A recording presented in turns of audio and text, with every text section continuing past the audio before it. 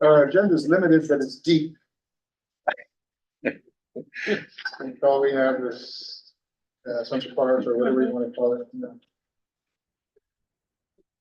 Is there anybody that wishes to participate in community participation? No, no phone calls, nothing else. And then who do we have on Zoom? Brooke and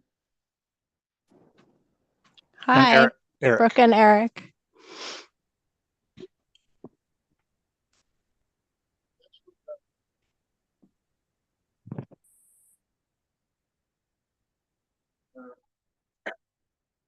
we'll go to regular business, and the item before is Central Park project update. And I distributed my notes just to get off. There's a whole bunch of little points, and they're probably not some of them aren't detailed, but because we have Jeff here and Lupe here, I was Lupe. There's an issue not only with Lupe, but there's an issue with the drainage. And Jeff, have you had a chance to go out there? Have you? Yes, yeah, I met on site with Lupe. Okay. And I think Brooke and Eric know about the issue, or do you? No, I just heard about it today from Jeff.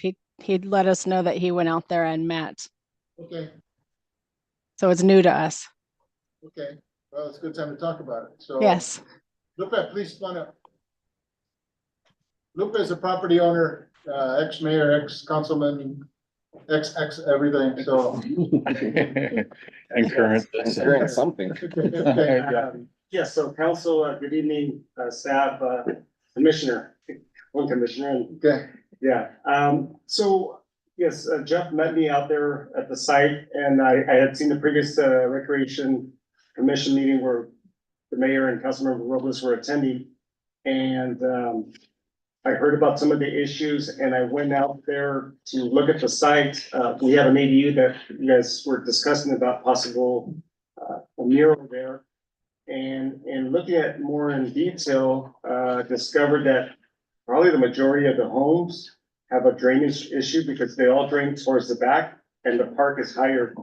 And so we had some flooding issues, and I submitted a letter to the mayor and city councilmember Robles suggesting that if the city was not going to be addressing it, that I would like permission to install my own French drain. But once I met with the city engineer there, I think he agrees the majority of the homes, probably 75–80%, have no drainage. Some of the fences are below where the water would sit. And I'm just here bringing it to the full city council and partial recreation commission, as I know that funds are limited and the block walls are very pricey. I think that it was quoted at $700 a linear foot. As a property owner, I would prefer a block wall. However, in lieu of saving money for the city, something that works for everybody, maybe a wood fence, maybe a combination slash, maybe retaining wall at the bottom. We have a block and then the fence on top, a wood fence, but something that's cheaper than $700 a linear foot. Just the ADU at that price would be $105,000, $110,000. I can't remember what it was, which is crazy for 3 sides of the block wall. right.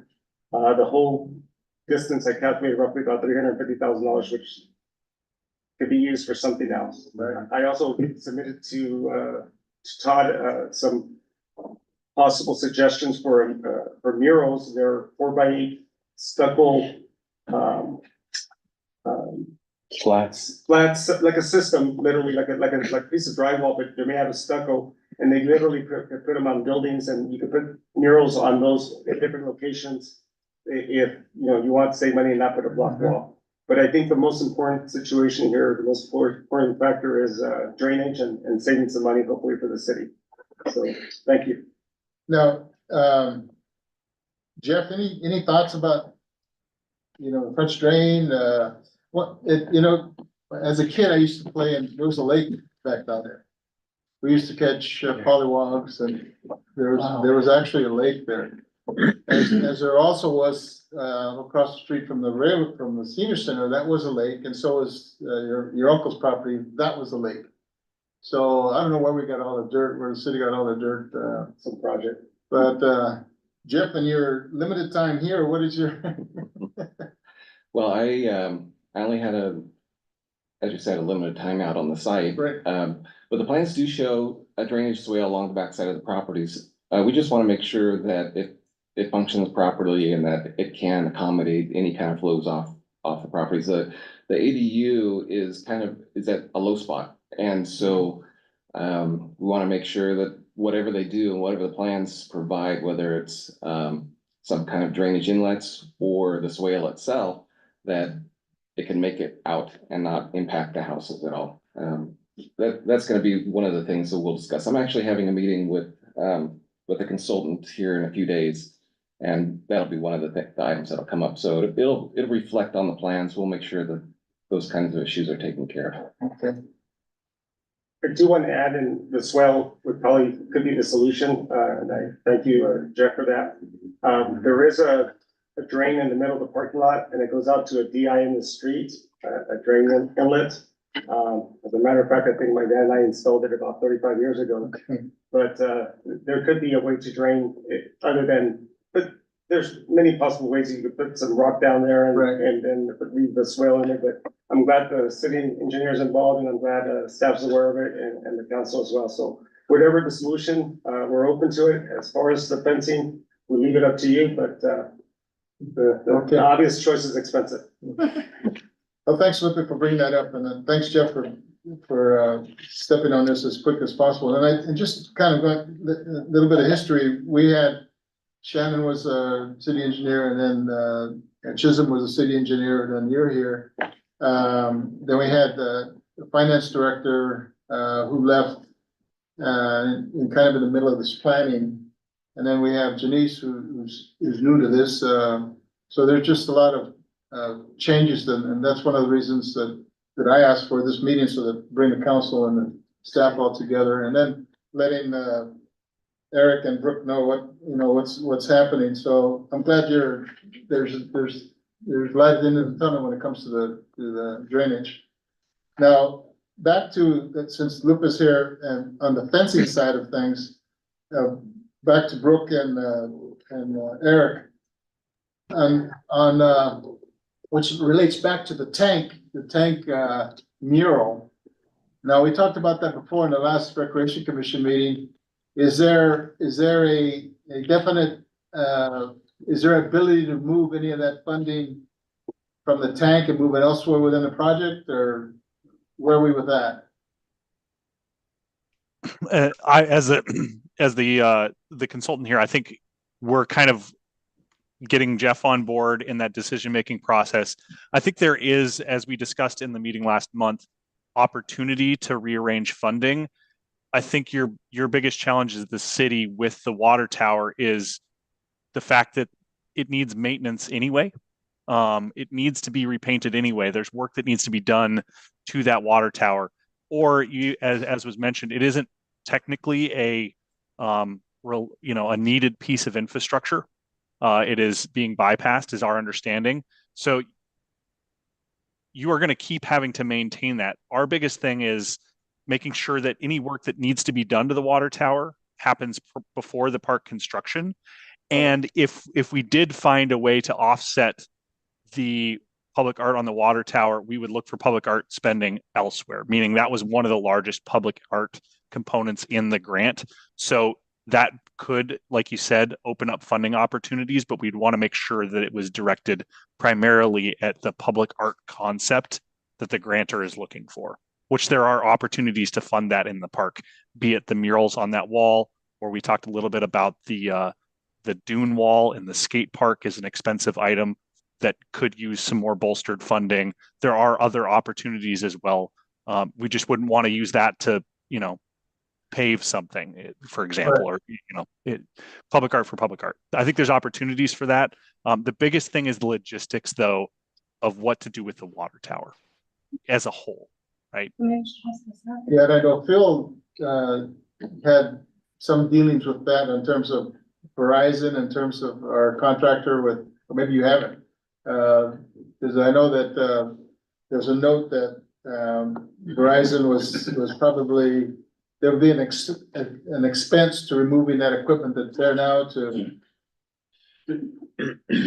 Yes, Mr. Mayor, thank you. We are exploring a number of options with respect to the cell sites on the water tower and looking at some possible options. I'm not prepared to publicly discuss those at this moment, but there's going to be an expense to maintain, to do the work on the water tower. But there may be other ways of spending funds that would accomplish a purpose that would free up the city's obligation to either maintain the tower or use it for public art. So, but we're not ready to discuss that publicly. I've been consulting with a law firm that's been analyzing the lease and some options. I should say the easement agreement, and giving us some advice, and we just recently got that advice, but Todd and I haven't even discussed it in person, so. I don't mind sharing that publicly, because we will probably be bringing this forward. There's some interesting options to discuss, but, if we could not go too much into detail on that right now, I just want you to be aware that there are some possibilities. I want to get into the weeds a little bit. You know, that's our responsibility to paint the tank anyway, regardless of the grant. And so looking at our responsibility as opposed to, this wouldn't be coming out of the grant allocation in terms of removing the tower. Correct. It wouldn't be coming out of that. That's correct. It's coming out of our, the swim water. Yeah, the only portion of the grant, I think, relative to the water tower is the painting of it for public art.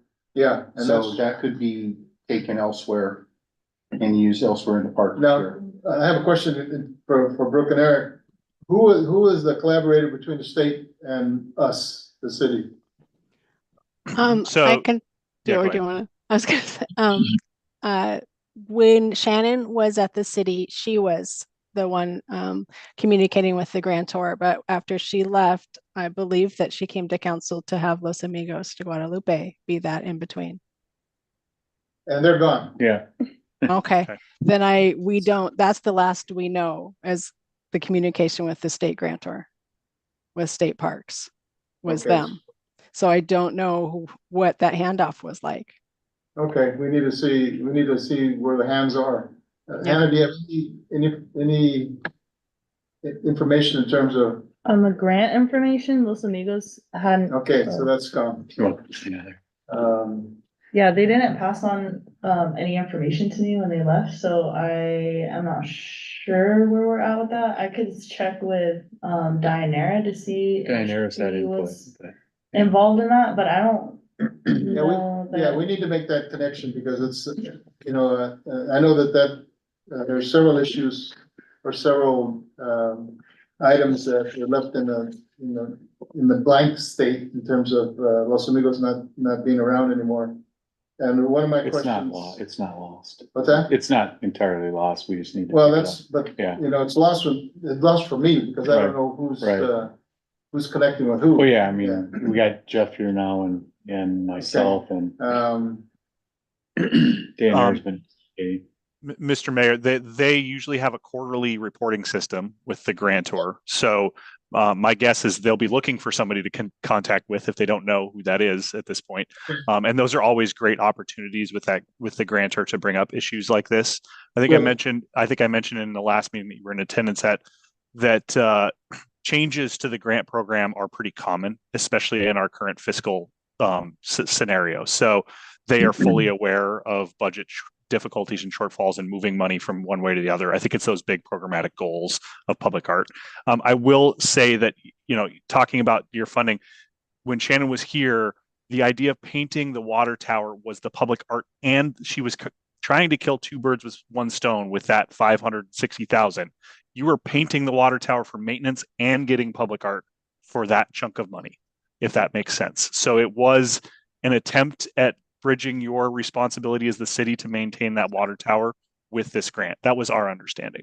Okay, but now it sounds like we, on our side, from the water side, Let's just. Yeah, the problem is. The cell providers. Three providers Yeah, on there. there, two of which agreed to relocate their facilities at their own cost, and Verizon that's refusing.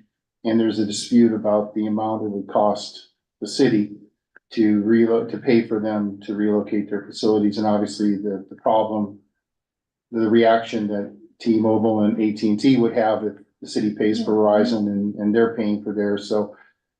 We suspect that they would want to be reimbursed too, so that's only gonna increase the city's cost, which is why we're looking at these other options. Which It's we'll be not cheap. discussing in the future. well, the thing about it is, it's not gonna, it shouldn't touch the grant money. No, I think the painting budget was for the painting, Right. not for the relocation expense. So Exactly. even if we had the painting Right. covered for the tower, the city was gonna have to incur Right, monies to relocate okay, Verizon's facilities, and And- that's what we're trying to and- avoid. And our understanding is that the painting of the water tower had been bid once prior, or at least put out to contractors, which is why the budget amount was what it was. Shannon had a pretty good understanding. Granted, we know that that cost has moved since then, but you're correct. It did not include relocation of cell facilities in that budget. It was painting and the public art portion of the painting wrapped up into one. I got a question. My question is, I know that we said we had to get this accomplished to remove the wireless apparatus because you can't paint around it because of the electromagnetic waves, and the idea is to move it. Why can't we just like stall that until we work out the agreements? We'll continue with the project, and when the project's over, we can still work out the removal of the apparatus. but I it's- think the challenge becomes your space available. Right. Because the park is the space that they would lay that equipment down in. And Well, so I think after you build a new park, you lose that space, which leaves you with little option other than honestly a negotiation with the railroad. with the railroad, Because that's the closest area that you'll Okay. have where you could access and bring that equipment down into, which makes it very, very difficult. I understand that. that ain't gonna happen, yeah. One of the comments, and I guess this is more directed for you, Mr. Cinco, from the Recreation Commission was in looking at the visual of the tower, it appears that most of those cell transmitters are actually on 4G cell signal service, with knowing that that technology will be obsolete within the next 3 to 4 years. It's all moving to 5G. Is that a current consideration of the cell providers in acknowledging that that equipment will no longer be functional based on the network components within the coming years? I'm not able to answer that question because I don't know the answer. There was some discussion about the amount that that Verizon is claiming would cost to relocate. And I was told that so the AP Wireless, which is the holder of the easement that handles the leases, said that they believed that that was inflated because they were including equipment upgrades, but they didn't go into detail about what those upgrades were. That might have been what they were referring to. That, and I don't know the answer, but I'm gonna follow up on that now that I understand. I understand the question and ask.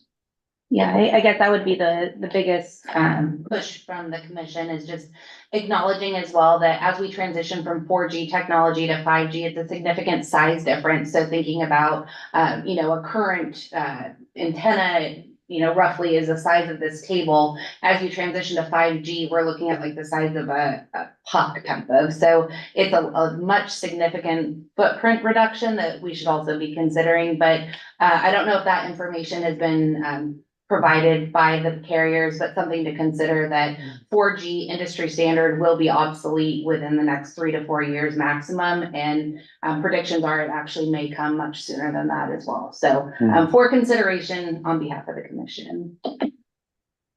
And one of the questions, in the connection with the state and us, that, Deidre, she's been connecting with them? Okay, so we'll get that Deidre. information, we'll find out. Yeah, Deidre. yeah. We'll find out where that's Yeah. at, so that we don't lag in terms of our connection with the, Yeah. with the state. Piggybacking on that really quickly, you mentioned that they update quarterly or connect quarterly. Eric, do we by any chance, the last time we did have confirmed communication with the state, did anybody have that on I don't, record? not No, off the top, no. I'm just wondering, just kind of having a ballpark timeline. in mind. Yeah, I can check though. Yeah, so we need to get that, Yeah. we need to Yeah. put our arms around that, so. I'm just thinking with the length of time Shannon's already been gone, and the issues with Los Amigos not being, Okay. we probably are coming up on that quarter report Right. here really quickly if we haven't passed it already. Okay. I'm just going through my notes and, it mentioned in some of the notes that you all provide Eric and Brooks, which date, I don't know what date it is, monthly progress, meeting minutes, but at Central Park. It was mentioned that, there was some construction documents that were delayed because of notes that were made against that document. Where are we with the plan check comments, or were they all incorporated into your thought now? We are still awaiting our plan check comments. I think the transition from Shannon to another public works director had slowed that process down, and now we have a meeting with Jeff at the end of the week. We've been told they're coming soon. Again, part of this was staged around the water tower because we knew that needed to happen first, which took a little bit of the urgency off of moving this project forward in a timing sense. So the two are coupled together in a weird way, even though we're not pushing the water tower. It just reduced the urgency. And then I also know you guys have had staff transition times. So we're awaiting those plan check comments. And then we will set a schedule for kind of resubmittal of our final and the review of those comments, which I would expect at this stage no earlier than the end of March, which would put us at that stage, but we haven't talked to Jeff about that yet either, so. Now, that was my concern too, back to timelines, is the state holding us to a certain timeline? The state expanded. I'm sure many of you are aware with what is happening at the state level. Last year, financially, last year, the state took this entire grant program through state parks and extended the deadline from 2026 to 2028. So I can say that your grant obligated timeline is not an issue at this point in time. But time is a cost issue. The longer we wait, the more expensive things get. So yeah, we don't want to wait. So, and I know that Jeff was putting it under the gun. So did somebody just give you a box of Dwayne and. Yeah. Yeah. Actually, there was not much of a box, if anything. Okay. It was a sheet All of right. paper and Okay. last week I finally got connected to the city's network Okay. from my office so I can access all the files, and I've started reviewing all the things. Okay. Today I received the actual electronic documents, the 75% construction documents from the consultants. So I committed to them to try to get comments to them by the end of the week on all those documents. Wow, that's good. I'm glad you're in the loop and somebody's in the loop, because it was, I can't do it, and I think everybody here can. Maybe Lupa can, but I know that we can't. we are too. Okay, now, I have back to the fencing options. I know that there was an issue with the actual plot line or the land line, the property line. Yes, sir. Our survey accounted for so we're talking about the western property line fences of the park. The southern, I believe it's foremost lots, do have actually I should correct that. 3 of the 4 lots have encroachment issues where the existing wood fence encroaches into the city's property line. Yes. And there's kind of 2 ways to approach that. Encroachment doesn't necessarily itself become a problem unless it impacts constructability. And we struggle meaning it's limiting our ability to actually construct a new fence or anything like that. The southernmost property's fence is falling over to the point where you couldn't install another fence in front of it, even if you wanted to. So, Legal. I mean, a legal question, what's the liability for the property owner? If this was a private party situation, there could be, ability for the private owner who encroached on someone else's private property to get what's called a prescriptive easement, and they would not be able to be excluded from the property.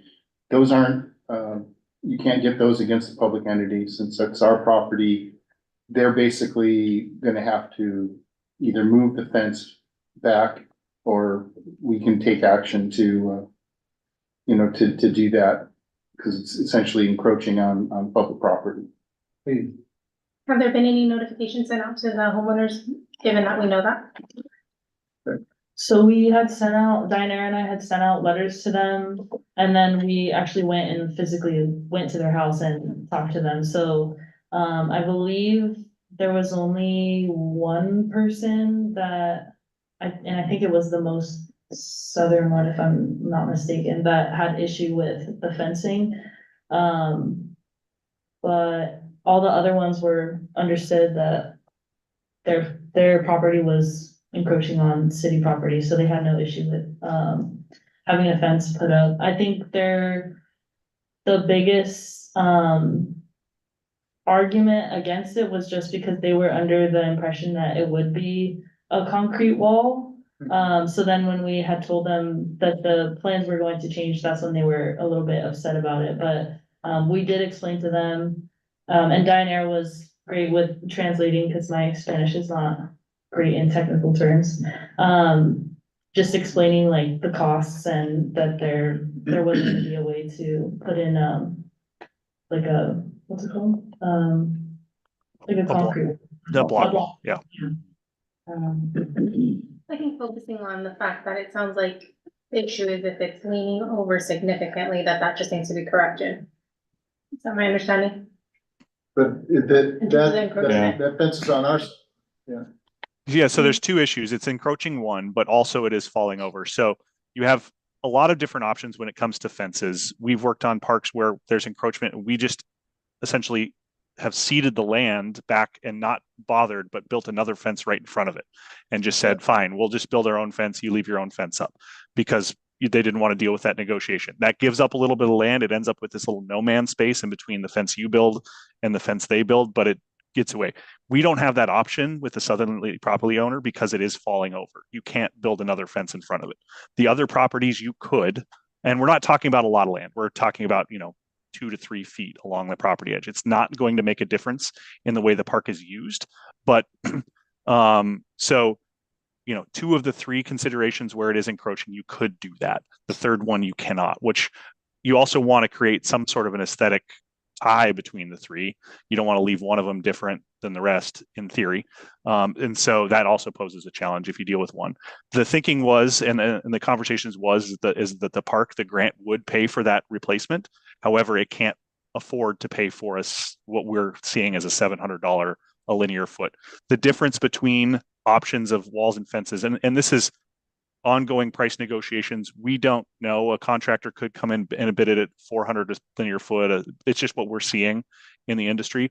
But the cost difference is anywhere from $400 to $500 a linear foot difference in between a block wall and either a replacement wood fence or what we had proposed was a vinyl slatted chain link fence with privacy slats inserted into it. That provides visual barrier. It also isn't a galvanized chain link fence. It is an aesthetically attractive version of chain link fence, but is considerably less cost at about $100 to $120 a linear foot. now you mentioned that given the fence is falling, that we can't put a fence up. That's the challenge. Yeah, there is limited space between where it is falling over and the edge of the parking lot, so you can't actually. And there's some grade change there. We can't actually install a new fence in that space. And it would potentially fall into your fence that you're now building and compromise its integrity. Well, that probably goes back to a legal issue in terms of their fence. Yes, we haven't, haven't fully worked out all the Okay, various yeah. options, but you know, it's obvious that we could, there's like a soft approach where we offer to basically build a new fence for the person if they'll just agree to allow us to relocate it so that we have the On this ability, side, yeah, so that we have the ability to control the line, or we can, you know, take them to court and do all that. So that would be the hardball approach, and we'd rather not do that. We'd rather get their cooperation. You would think that people would appreciate a brand new fence, even if they lose a couple feet. Yeah, so I think that was my kind of question, because that was their hesitation with that, is that it wasn't that they were opposed to the city obviously paying for a fence. They were opposed to not having say in what kind of fence gets put up, because in their mind, it's their property line, their fence is being taken down. Yes, like it was explained to them that that's technically not their property, but that's not the way that they saw it. So I think that would be the only thing that we would have to Like explain. I said, we haven't fully you know, Right. worked it out, but there is some, I mean, I don't think there's any problem with allowing them input, you know, and having to try to come to an arrangement. I mean, Yeah, there are many different fence options. What we had proposed was just and one of options that are still at a considerable cost, benefit or way to make the project work, that the homeowner might find agreeable to. One of the things to always consider as a city as this is the fence will be on your side of the property. Therefore, it is your job to maintain it. So you have maybe a larger say in what that fence is. Meaning, the reason I bring that up is a wood fence is a great option. They have a wood fence now, but wood fence does come with long-term maintenance. Yeah. More long-term maintenance that you would be responsible for, in theory. I would venture to guess that the new fence that's installed would be better than a lot of the fence that's already there. Yeah. I would agree with that. Yeah, my thing is that a chain link fence with slats in it is going to, you know, it's cost of maintenance wise, it's not gonna be as prohibitive as the. Which is why I'm pretty sure, I'm like 99% sure that we told them that we could put in, or that we would put in the chain link with the, privacy slats, and that's what they were opposed to, because I think currently they have a wood fence, so that's what they were Well, saying. you know, the thing about it is if they want a block wall fence and for their property, they go half. And then they're not gonna do that. We're looking for a facility that's for the community. And we have to have a fence line there. And if it, to me, move it over a chain link fence away from there. If they want, when you put the slats in, you're not gonna see their broken down fence. But it, you know, to me, they don't have the option of saying, you guys pay for it. That's my feeling. Well, I And also- legally, you're on solid ground there. Yeah, it's our property, so. No pun I intended. think you're absolutely right, and I think being reasonable and cooperative and collaborative is always the goal, I think, but in this case, their fence is over. It's, Mhm. we're not Yeah. replacing a fence Yeah. that is established and been there, and, you know, creating some sort of hardship on them. It's falling down, it's literally hanging over. So it's gonna have to be corrected either way, whether we were building this park or not, I would have wanted to see this get corrected, so, like I said, I think. Code enforcement, yeah. Yeah, it's a code enforcement issue if it's hanging over that significant, and, again, we wanna be collaborative. If the initial conversation has already been made, I'd like that approach to be made clear, is we wanna work with you. We're letting you know this is the plan. We have meetings, public meetings, you're more than welcome to come and speak at them.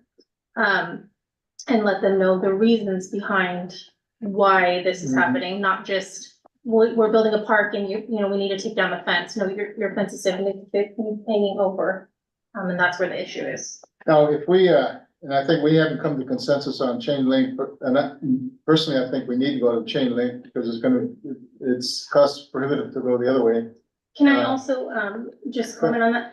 I know we keep talking about chain link. I know, Mr. Albers had mentioned a curb or some sort of, Panels, or mural it's panels. usually a curb under the fence, just to, Oh, Yeah. yeah. I really Yeah. would like to see something like Block that. wall about Blocks, 2 feet like high, a, yeah. Right. yeah, Columns in the corners. just to stabilize Really that increase the fence cost. from any shifting, Right. if that's possible to include. It'll increase I'm the not cost a sure. little bit. Yeah, I think the challenge with any sort of masonry or constructed thing is with the cost of the footing. It's going to significantly increase that price. We're going to start, meaning your cost differential from I'm just guess, I don't have these numbers in front. We could propose that, but my guess is we're going to go from 700 linear foot to maybe 500 as opposed to 150, right? And we need the closer to 150. it just stabilizes the fence so much. We're looking at costs, so, Yeah. um, Something to think about. but I think that the chain link would work, which is a matter of the base on that, so. Well, maybe do they pour the concrete? Yeah, there's concrete footings in the, there- Yeah. Yeah. Which gives it a lot of strength. Let's see. There's a lot of engineering that's been done, contacts with the state to figure out where we are with that, so. Mr. Mayor, I wanted to step back to and address the drainage situation from the design side. It is correct. There's a drainage swale along that property line. We are aware of the current condition and are Right. trying to alleviate that condition with the current plans. We Okay. can no longer through best practices drain off the site like the project is doing there now. So we are obligated to make sure the site drains appropriately. And so we're Right. trying to make sure we're doing that. Now there's different drainage ways of doing that. Ultimately, everything will end up in an overflow situation into that storm drain that was mentioned earlier. So that is the current strategy. Okay, Were there any updates or areas of concern, Eric and Brooke, that you felt that council needs to be made aware of? Anything that's other than the cell tower, or the water tower, I know we discussed that. Is there any other changes that have come up recently that in terms of the project that you felt we needed to be aware of? Let me just look here. well, I think if I may add to that, if you get the plan check comments and Jeff's looking at that to see if there's any comments that you need to make based on what you see on the plans, and then we'll get back to Eric and Brooke. At this time, I don't see anything. As we move forward, as this goes to bid, there are I think the largest potential for changes to the project will be as this thing bids, because we are projecting a cost climate that we can't control until it actually bids. And then we might have to go through what we call a value engineering effort to find ways to build the project. And that's where I think the most significant changes are. Potential changes could come, but we've outlined some options that might be avenues to explore. None of them have been incorporated yet, and we've received direction to date to avoid incorporating them until we get to that bid environment, and then they might come. Okay, good. Very good. So, yeah, I think the water tower is the largest Right. elephant in the room, so to speak, here that needs some resolution from the city's logistical perspective of how to tackle that hurdle. one of my things with that is that the expense of was it 560,000 as opposed to reducing that cost so we can put it elsewhere in the project, so. So to Todd and Phil, in terms of bringing this to council, the water tower negotiations or updates, are you guys thinking in the next meeting we're gonna be looking at this, 2 meetings? Where are we at? No, I'm not able to give you that timeline. Sorry, as soon as possible, obviously. One of the items, and I'm kind of off track, and it, there was a note on building and public safety comments. I don't know if you had any feedback from publication. We have chief there in the back, public safety director. Security. Well, sir, I know that we're meeting to look at the actual towers for the security cameras. Has there been a meeting? I'm talking with the chief, he's way back there, so let him. Mr. Mayor, the chief had asked me to ask a question about or mention the security cameras, and that he wasn't asked to present, but you called him out, so I guess I'll let him bring that issue. You even get the podium. You're wearing a collared shirt. Thank you, Mr. Mayor and council and staff. I apologize. I just came from another meeting and I'm not properly dressed. No apology needed. Yeah, Present. Captain Schmidt and, I gotta pronounce your name correctly. Diana. Diana. Yeah. We met over the plans. There's currently no funding allocated for security cameras. But the way that things are being built, we asked for some changes And we were going to do a staff report of information to bring back to council. We identified, I think 3 different locations to be able to put, security cameras, and then ask that the lighting poles be increased. I think they're currently at 6 feet, and we asked for, I believe, 12 or 15 something, but we asked for a higher, light pole, and we would use the existing electricity on the light pole.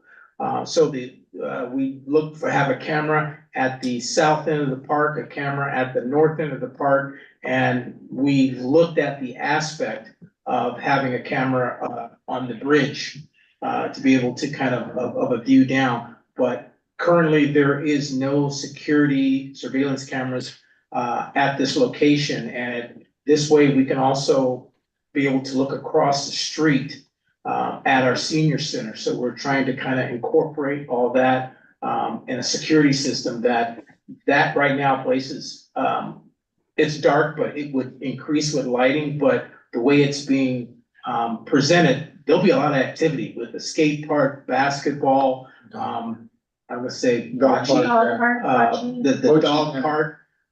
So there's a lot of different activities that would be there. So we were asking at least for consideration to think about having cameras, and we already looked at the type of cameras and the cost, and so we were preparing a staff report of just information only, if that's what you would like. So I'm just looking for direction that you would like us to go with on that. Thank you. Yeah, we need to see that. And I think one of the things, you said the light pole is only at 6 feet? I believe, Maybe they're shaking their heads, okay, but we okay. asked to have them higher. That was Captain Schmidt's. They'd be climbing that thing. If you could see, like, what was your height on that? They're significantly taller on our plans. They're 12, there's 12 and 16. We have foot 12 poles. and 16-foot poles, and they're also on top of concrete bases, so they'll be taller. And we do have, Shannon had indicated to us very early on the project, your desire to have security cameras in the park.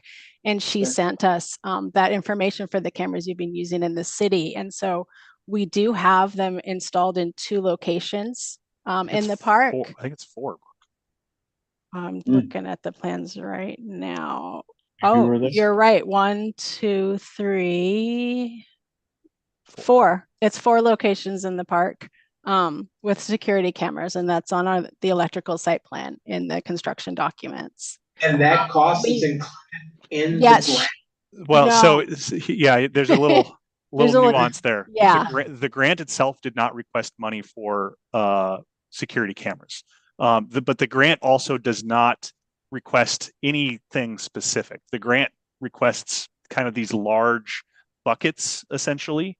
And so in this, we were able to find ways to incorporate the security cameras into the buckets of funding that the grant does. Does that make sense?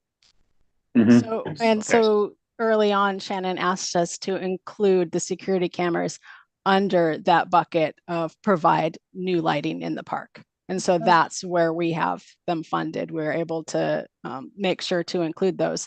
Unfortunately, the grant does not allow us to do any work outside of the park property line. So we are not able to provide a camera on the bridge because it's outside of the park limits. Okay, I appreciate that. But what I really want to stress is that was not brought to us. It was brought up about having security cameras, but my staff was not aware that the locations that you have. So we would like to see that. We were asked to do a sign off, and this was brought up by my fire captain. And so that's why we had the meeting that we did, so that we could look at the different locations, and the cameras that we're using now, we felt were the proper cameras. Because at that time, at least when I believe when Shannon was here, we had not installed any cameras anywhere in the city. So this was probably a concept, but we had not been briefed and brought into those conversations at that time. So I appreciate it if it's there, and maybe as the council knows, sometime the concepts are nice until it starts coming down to shaping what's really gonna be there, and we believe it's important that we do have those things there. Well, I think right now it sounds like we're still in, if it's indicated on the plans, and it's documented as being there, no purchases have been made, am I correct? That's correct. Right, so I think that would obviously have to come through and be approved for purchase anyway, so Well, I think the fact that they're on the plans has been And brought you- part of that, it's already. Somehow we could get them. yeah, when to- Jeff sees, Yeah, Jeff sees could- plans, he can yeah. share them with you in terms Yeah. of location, so. Thank you. Chief, do you have any concerns? And I would also request that we confirm the specification of the security cameras that was already there. So I believe that's in the plans. I was looking for it, Brooke, the current spec, or is it a, I think it's in the cut sheet packet. I Okay. can make sure Okay. Jeff gets that. And if it's not the cameras you're going with now, then we're happy to swap it out for what is currently being used. It needs to match what you have citywide as a system. Very good. Thank you. Thank you. Chief, I just had one question. The 4 proposed cameras that are currently in the plans, do you have any concerns over an increased workload or anything from your staff having to monitor those cameras? Or is it more reactionary where you have the ability to have that footage after the fact? I don't know what cameras they have, but the cameras that we're currently using, we have now been able to download real time on our phones. Oh, nice. So that is why we want to make sure that we're using that type of system so that it'll incorporate what we already have for our other 2 parks. Mhm. So that they're all really can work together and we can do real time activities by just looking on our phones. Great. I will also say that security cameras often exist in this kind of weird interlay in our profession between electrical engineers and low voltage consultants. So it's great to have a working knowledge in the city of how those camera systems function. So we may need to come back to you with more questions to make sure we're getting it right. Thank you. We'll be here on board. Awesome. Thank you, Council. All right, Thank you, Chief. thanks, chief. Thanks. I have there's a note, I scribbled a whole bunch of things down, and one of the items I put down is the naming of the park. And I think that it was talked about, there was Las Mujeres, but my feeling is that we need to, although it's interesting that they're talking about changing the names of the 2 schools. Mhm. Nobody showed up to the board meetings on them. Mm. So, I would leave that, to me personally, leave that up to, a community input to see what do you want to name it? I know that the new school is gonna be Guadalupe School. Guadalupe School or Guadalupe Middle One is School. one is the Guadalupe Early Childhood Center, Yeah. which is Right. one half, Right, and then the other one is the junior high, so Guadalupe Junior. junior high, Yeah. yeah, so it's So it's a two straight, parts. Straight. Yeah. yeah, as opposed to naming a person. Right. But, you know, I saw in the notes, discuss Las Mujeres, so. So with that, really quickly, I just want to interrupt you, because I would like to leave that at the end, so that way, if there's anything else that Brooke and Eric want to talk about with you guys, they can go ahead and do that, and then once we wrap that up, They can go. they can, Yeah. totally. you know, and then we can talk about that afterwards. Yeah. No, I have 12 items and, How many you 11 cover? were dealt with, so, That was except the awesome. park, the naming of the park. Eric or, Brooke. Brooks, what do you need from us? You know, at this point, I think this is really kind of an update, getting everybody on the same page. At this point, I don't think we need anything from you, the councils, other than we're looking forward to keeping moving on this project when we get the plan check comments back. As we kind of mentioned in the last meeting, this is a hard stage in the outreach portion of a project because it gets down to these technical conversations. So just because it looks like there aren't a lot of conversations, it kind of goes dark. There's progress being made, and that conduit is really your technical expertise in your city, your staff, to provide that direction and then report back to you. We're happy to come back and provide updates, as we mentioned. I'm fully anticipating we'll see you again before this thing goes to bid, but that would be the next timing thing, is when this thing actually goes to bid and starts construction. Okay. Jeff or Phil or any comments or questions of Brooke and Eric? You could let them leave and enjoy their dinner. Thank you both, and I just want to say that I've appreciated all the material you've provided up until this point, all the plans and just the documents you've given to the community and to staff, so I really appreciate all the work you guys are doing. This is a big deal for our community, so we appreciate you very much.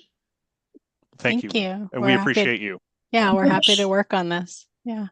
And the void with Los Amigos de Guadalupe, they're no longer in the picture, so now we're trying to compress everything that we've got, which needs to get to you and vice versa, so.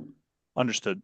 Yeah, Okay. and let us know if there's any kind of back end information that we need to provide. We were sending monthly updates for the project, and if those kind of got lost in the shuffle, I can provide, Yeah, Okay. anything that's missing. I think we provide a project status update every month. And my Mhm. understanding was Shannon was literally just using that and filling out the quarterly reports based on what we provided. So we work on several of these grant projects where sometimes we assist with those quarterly reports to the grantor. We're happy to do that if needed, but we're also providing you pretty constant updates as to our progress. Yeah, the last one I have that was in our package was 11/02/23, so. Yep.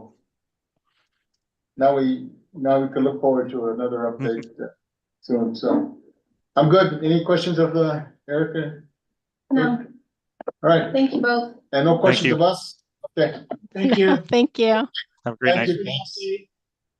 Bye. Okay, Hannah, art naming. For that, I know the commission talked about it over quite a few meetings because we were kind of. I don't remember do you remember how we even brought up renaming it, or was it just Oh, you do?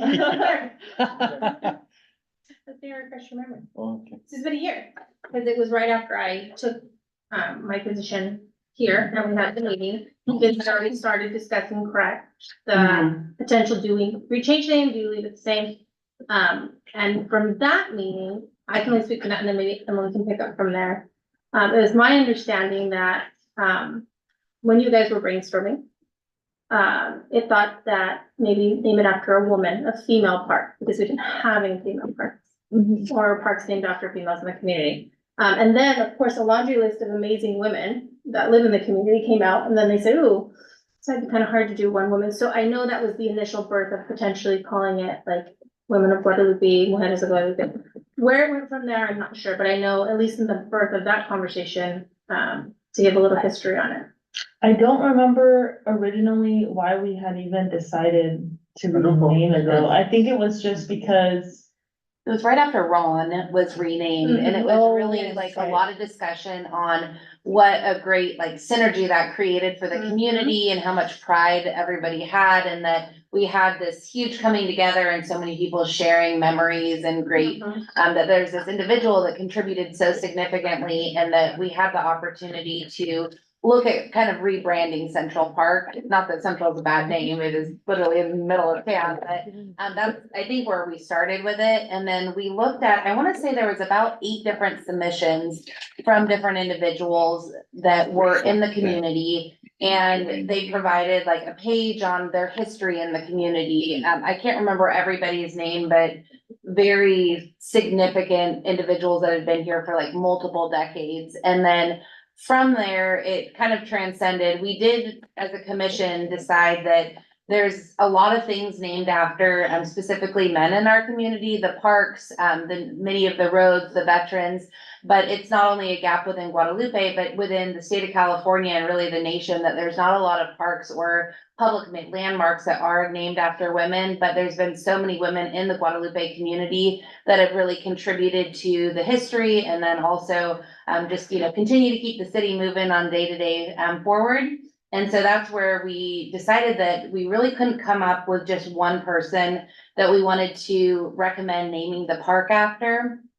But if we went with a very broad term, like Las Mujeres, we'd have the ability to each year honor one individual that had made a significant contribution to the community, and that it could be an evolving, like this is its name, Las Mujeres, but we also have each year, there's the opportunity to recognize one individual from our community that's contributed, and then that becomes like its legacy within the park. So that's how we landed on this and opened a discussion on how we want to go forward.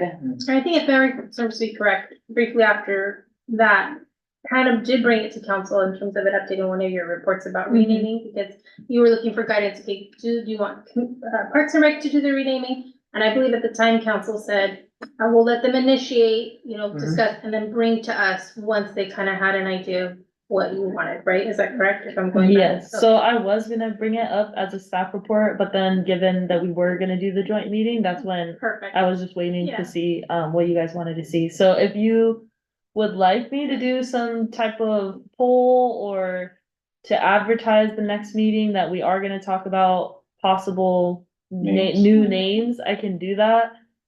Given the lack of participation every time that we have advertised, I think, in my opinion, I think that we should just move forward because I think this format does give a lot of range. Like, it's not that we're specifically naming it after one person and then somebody's gonna be upset and be like, well, how come it wasn't my mom or my grandma? It's giving a lot of opportunity for anyone to be part of it without making it only one person. But I mean, I definitely can. Could I make a suggestion or Yeah. just throw an Go idea? If this is the route that we decide to, I personally think then the idea would be you already start taking admissions for that first woman you're gonna highlight. Cause then it feels like the community is participating and will be giving input as to where that's going, if that's the direction that would be my suggestion. I think it would be insensitive to the community to just say, oh, we're renaming a park and kind of brand it as such, when really there was a lot of thought that went into it. There was, a lot of input that was behind the scenes, maybe not publicly, and allow that public input at some point. That may be the middle ground for that. I don't know. I'm just thinking out loud. My feeling is that there's one young lady who pitched for Texas A&M. It was from here. Mhm. Did really well. You have Peter Mito, that a lot of people don't know about. You have Dorothy Oliveira, that a lot of people don't know about. You have a lot of women that contributed to, you had a women's softball team here in the early thirties or forties. That were significant players, so I have no problem, to me, in saying Las Mujeres, period, without having to go and name every year, because who's gonna do that? Then you're gonna have a fight, okay, how come my mother's not put on there, how come my sister's not put on here? I have 7 sisters, they would fight that, so, but, or ask the public, Yeah. what is it, here are the options. Las Mujeres, so you could put Central Park, you could put, the park under the tank or something like that. Yeah, But, Central Park is central, Yeah, but so I would let at least let the public know, this is what we're thinking of, and put in, here are the options that we have, and what are the suggestions? Although you'd have 155 suggestions, and then who picks the, I definitely think if you're gonna do it, a Survey Monkey with a limited options would be ideal. I'm with you. I think if you open it to, you could do a broad, put in other and see if other people, and people wanna put them in there. But I would give a criteria of, 5 names, 4 names, whatever and then maybe another box. But Survey Monkey is a really nice way to do it, because you could put it on the Instagram. You could share that publicly. We could put it on the website, and you could just end the link at a certain date with the deadline. You wouldn't have to have an ongoing, they're pretty easy to manage, something to think about. It's when an we easy did way to the, collect data. when we did the veterans naming, we have a form that you just can't put somebody there, because, well, they're my next door neighbor, and they played softball when they were Right. 3 years old. But there has to be some kind of, I criteria. don't want to really get into, it's so technical that people aren't going to get into it. Even the Survey Monkeys, a lot of people don't know how to do that. We could have options for both. You could have a paper one here. I'm just trying to reach Yeah. the community, because I'm with Hannah, I get it. Mhm. People are always showing They're up. Yeah, busy. no, they don't, like here. We're here. But I would leave it up, let the individuals use some options, put in Las Mujeres, put in Central Park, put in whatever, How many options do you think would be ideal? one. Because you're gonna have 150 options. You're gonna- The last thing, do you want commission to come up with 5 options, 3 options? No, yeah, I think the commission should, as advisory, Okay. let the commission come and then we can, ask for opinions from the community, bring it to the commission, and you won't, as you know, you're not gonna have a lot of input, Let the commission do the legwork. So it sounds like have the commission come up with a limited amount of Yeah, potential names just that you a- want, correct? And then bring it to council for community input, Well, I wouldn't even go there. I would say if the commission had the ability to look at options, if you saw somebody had 150 and that was the top of then bring it to that's the commission's recommendation. And so are you wanting them to bring it to council, or no, you want them to do this on their no, own? but then bring it to council for actual, Okay. all of this has to come to the council for actual approval. At the But end. you're saying if we were to have, Las Mujeres as an option that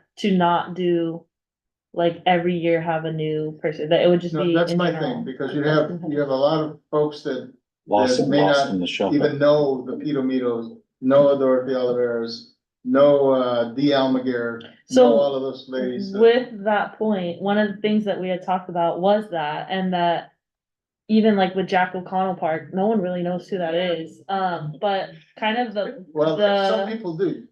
well, some people do, Yeah. but there's a generation of people that It's Jack are not. O'Connell. In terms of like what he commit, like no one really understand. I feel like Ron Estevillo, everybody knows who he is. Everyone, especially because of how much he contributed to Guadalupe, it's very apparent. And through numerous generations. Yes, exactly. So there was a lot of connection. But I kind of rabbit trailed. What we had talked about was having either like one of those see-through stand things where you could slip in like a paper and have whoever it is that year have like a description of who they are. And then Emily went even further off of that because you can do QR codes now. So having like a QR code and saying like, this is who it is this year, scan the QR code to find out more information about them. I personally want to support, I love the energy of Parks and Rec right now, and if that's something you guys really are committed to doing, I think that there's nothing wrong with it. I mean, Just we've give us some had, options. yeah. I say still stick with that idea of trying to promote a community member every year. And like Mayor Julian mentioned, just make it something that can be transferred to the next commission and isn't super labor intensive or cumbersome. Try to make it as easy as possible, like you said, so it doesn't just fall off the rails and then we start something and then it just doesn't continue on. I think that's where we're just gonna, I'll bring a staff report about this, but, we'll have to really nail down the criteria, cause I know that's one thing that we've been talking about for a while. And that's where it would be easier for whoever the next set of commissioners is to do it, because if there is a set list of like, okay, this is what you have to meet in order to be submitted for this or nominated for this, I think it would be a lot easier for them to choose. And then from each year, somehow getting public participation in voting in it. But I think in the nominating of it would be what's hard, because if you have just like everybody who is a female that has come through Guadalupe being nominated, I Yeah, think that makes it really difficult. Hannah Sanchez. No, I don't. I'm good. So right now, I think the priority though is just to come up Just with a figure it final out, name. yeah. So, Just figure it out. yeah. Just- Well, I'd say it sounds like Figure it right out. now the direction is to come up with maybe 4 or 5 that the commission is already leaning towards. See if we can somehow get some community input on it or somehow get some votes on it. And I would say when you do Las Mujeres Park, maybe in parentheses highlighting women of Guadalupe or something like that underneath it. I don't think you need to explain that to the community right now. I think that can come. If that's the name that's selected. But if it's unanimously that it needs to be Central Park, then it's Central Park, and that's fine, we move on. And we can still do that Yeah. With as a Central highlight Park? there with Central Park. So I Yeah, think, that's true. I don't think one has to be sacrificed for the other. Yeah, that's true. By the way, there's one street named after a woman. What? Is that it? What is it? Can you find it? We'll find it. I think the other thing, when we were talking initially, That's a sister, so there's a whole group of sisters, Oh. Marinol sisters. Oh, that's fun. I've been here my whole life and I did not know Marinol that. But when you said it right now. Yeah. We've been Where's it educated. located? It's over I know where behind. it's at. I know where it is. I think in the discussions that we've had over the last couple months within the commission was, it was gonna be a really nice opportunity to separate Guadalupe in a way that like we're doing something progressive in the fact that Yes. we have a very rich history, but then also, you know, that it would be an opportunity for us to be highlighted. Not only are we getting this brand new, beautiful park, but we would be, I think it's the only second park in Santa Barbara that is named after a female, and the other one is like, I don't even know if you'd really consider it a park. I looked it up online. It was just this little dirt plot named after a lady named Dorothy. And so, I mean, it would be a really cool opportunity. And even in the state of California, the list is so minimal that we could really show that we're like leaning towards doing something that could really put us on the map in a really positive way. Maybe we I- get more grant funding. I think you have something there. I think, Yeah. We could. I think, you know, we know we used to have a softball field over here, and there was a women's, team, and there was 3 Nonella sisters. It's all fast pitch. Dorothy Oliveira played on that. And, there's just a rich history that people don't know about the females, so, Mhm. We also have, I can't remember her name, it was highlighted in Santa Maria Times during Women History Month, I'll bring it next time. The first ever female bank teller, which was this random thing here in a town. bank teller. Yeah, Yeah. it's like, Interesting. think of your history, I mean, who remembers that being a thing, but that was Okay. like very progressive at the time, so. All right, Lots of stories. you have to be that. told. Yeah. that's Put it back in your Yes, docket there. thank you. Is there any other discussion? A lot of, we We had a lot of went discussion. forward a lot, a whole bunch, so thank you. Good to have you back, Jeff, and our new folk, good to have you here. Did you think 6 o'clock or? did you- Yeah, Yeah. I think a lot of them did. I thought I was going Early, it's like, wait, so It late. threw us all, But you're here. but you're here, Yep. All right, thank you all for being here. Is there a motion to adjourn? I motion to adjourn. I'll second All those in favor of the motion, say aye. it. All ayes. Thank you, gentlemen and ladies. You're welcome. Julia Drives. Julia